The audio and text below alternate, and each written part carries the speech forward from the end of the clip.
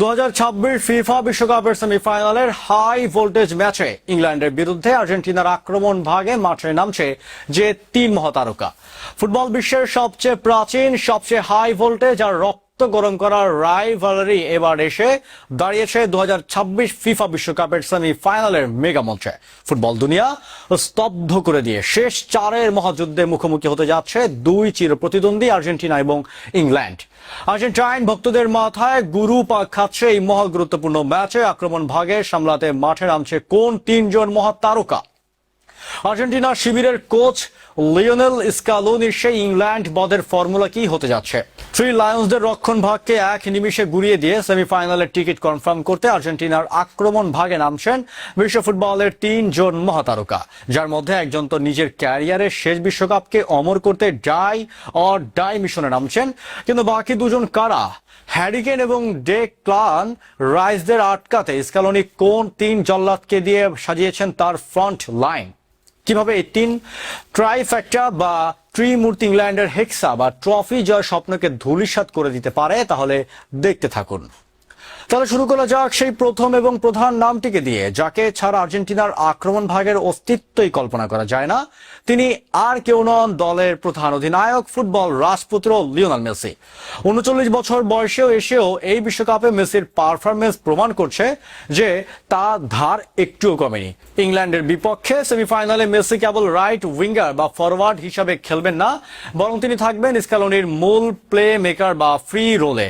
ইংল্যান্ডের Declan rice কিংবা mark গেইর মতো ডিফেন্ডাররা যখন মেসিকে মার্ক করতে ব্যস্ত থাকবেন, ঠিক তখনই মেসি তার জাদু করে ভিশন দিয়ে স্পেস তৈরি করবেন এবং বল যোগান দেবেন বাকি দুই স্ট্রাইকারকে। অ্যান্ডি ডেভিসের মতো বড় বড় ফুটবল বিশ্লেষকদের মতে থ্রি লায়ন্সদের হাই প্রেস গেমকে স্তব্ধ করতে মেসির একক ড্রিবলিং এবং নিখুঁত থ্রু পাসই হবে আর্জেন্টিনার সেমিফাইনাল জয়ের এক নম্বর চাবিকাঠি।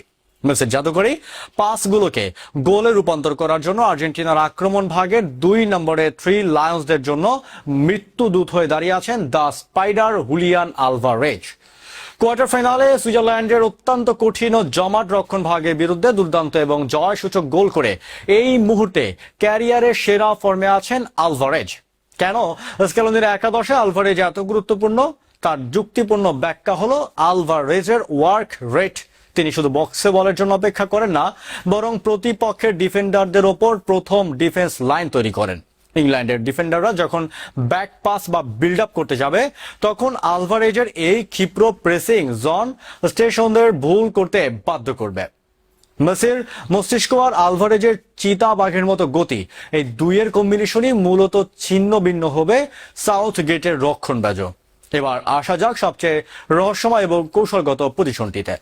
স্ক্যালোনির আক্রমণ ভাগে তৃতীয় সৈনিকটি হবে, তা নির্ভর করছে ম্যাচের বিশেষ টেকটিক্সের ওপর।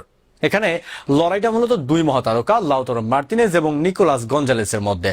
যদি স্ক্যালোনি ইংল্যান্ডের বিরুদ্ধে প্রথমার্ধ থেকেই অল আউট অ্যাটাকে যেতে চান এবং বক্সে ফিজিক্যাল ট্যাকল বাড়াতে চান, তবে একাদশে থাকবেন ইন্টার মিলানের goal machine Lautaro Martinez. Alvarez এবং লাউতারো যখন একসাথে বক্সে থাকবেন, তখন ইংল্যান্ডের ডিফেন্স লাইন পুরোপুরি বোকা বনে যাবে। তবে বিপরীত যুক্তিও আছে। ইংল্যান্ডের রাইট ব্যাক ট্রিপিয়াল বা ওয়াকারকে গতিতে পরাস্ত করতে স্ক্যালোনি যদি উইংয়ে গতি ও টেকটিক্যালি ট্রেডিং ব্যাক চান, তবে সেখানে সুযোগ পাবেন নিকোলাস গঞ্জালেস। নিকোলাসের উপস্থিতি মেসিকে মাঝ মাঠে আরো বেশ স্বাধীনভাবে খেলার সুযোগ করে দেবে। অর্থাৎ ইংল্যান্ডের উইং নাকি বক্স, কোনটা ভাঙতে চান স্ক্যালোনি, তার উপর ভিত্তি করেই এই তৃতীয় মহাতারকার অন্তর্ভুক্তি ঘটবে।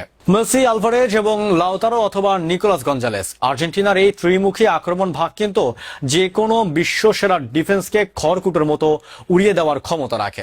তবে ইংল্যান্ডের জুড বেলিংহ্যাম কিংবা হ্যারি কেনরাও কিন্তু ছেড়ে কথা বলেন না। আপনার কি মনে হয় আর্জেন্টিনার এই তিন মহাতারকা কি পারবেন ইংল্যান্ডের হেক্সা বা ট্রফি জয়ের স্বপ্ন ভেঙে দিয়ে আর্জেন্টিনাকে টানা দ্বিতীয়বার বিশ্বকাপের ফাইনালে তুলতে?